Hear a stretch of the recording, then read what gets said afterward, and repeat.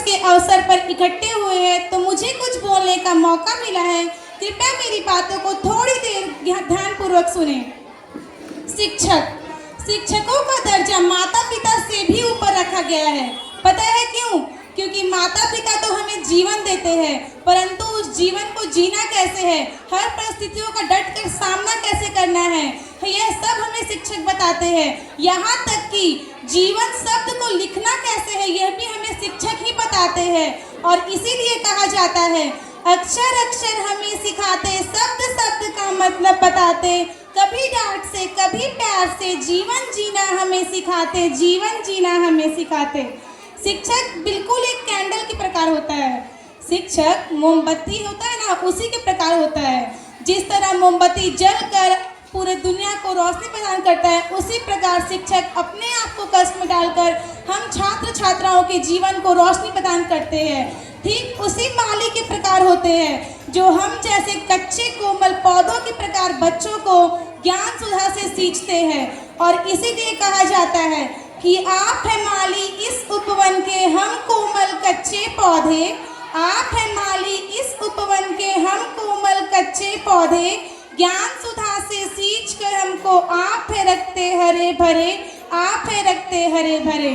शिक्षक किसी एक दिन के सम्मान के लिए मोहताज नहीं होता।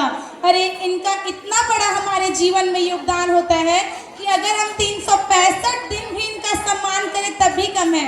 यदि आप पूछेंगे क्यों, तो मैं बताना चाहूँगी, लोग बड़े होकर नाम सम्मान पाते हैं, समाज में एक ऊंचा दर्जा पाते हैं, अपने माँ बाप के सपनों को, अपने सपनों को पूरा करते हैं। कैसे? ज्ञान के बलबूते पर। परंतु सोचा है कभी वो ज्ञान कहाँ से आया?